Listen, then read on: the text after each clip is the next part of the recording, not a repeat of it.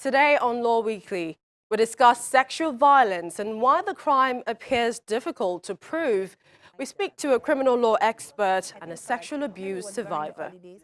Also this week, a senior advocate of Nigeria, Ms. Agbakoba, advocates for development law as the necessary tool to speedy economic growth in Nigeria. We also have highlights from the International Federation of Women Lawyers, FIDA, in Yobe State in tackling gender-based violence, plus our weekly recap of the top trending stories from the courtrooms. Hello and welcome to the program. I'm Millicent Walker. The former Nigerian Bar Association president says Nigeria needs a strong policy that generates internal trade. He also applauded the federal government's border closure initiative, saying it's in the best interest of Nigerians. Ms. Agbakoba advocates the application of law in development planning to create jobs for the teeming youth.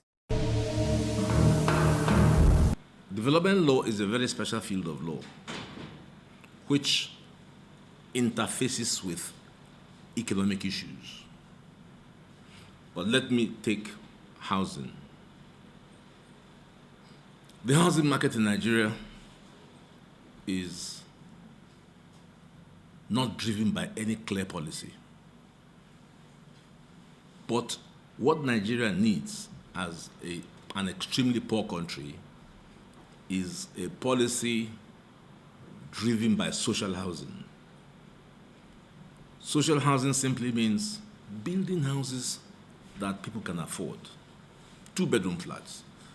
On Bordelon, Ikoyi, there are at least 15 houses that are more than 20 stories high, all empty, each of which is at least 1 trillion naira. As the houses on Bordelon is equal to the Nigerian budget, but they're empty. Then there's something wrong. There's something wrong.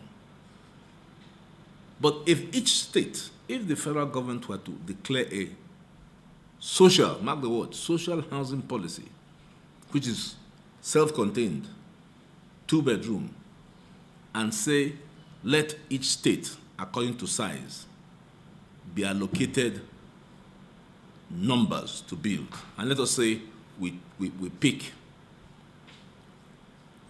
6 million. Each house needs about 20 to 30 people. You are looking at about 2 million people to be employed.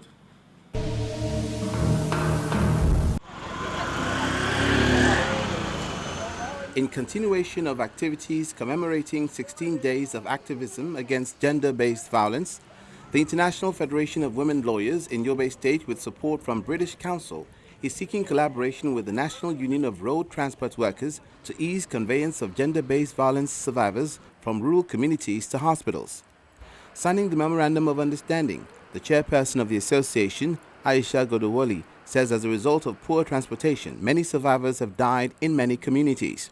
Hence the need for us to enter this Memorandum of Understanding with the National Union of Road Transport Workers so that if possible they will be able to convey those survivors free without having to pay any amount.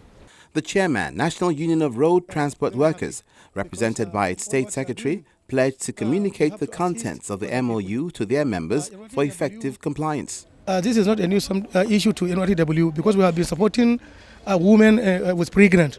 We are transporting women with pregnant to health facility free. So it is something that we are conversant with it and we are happy because if you assist somebody, not necessarily that he should assist you, but God will assist you or somebody will assist you somewhere. The association also paid advocacy visit to the Speaker, Yobe State House of Assembly, on the need to allocate budget provision for the sexual assault referral centers in the state. Coordinator said, and they said by December 2020 they are winding up. They are appealing to government to take over their affairs. I'm assuring them we are going to discuss with the governor by the grace of God. We're going to take over all their affairs when they wind up.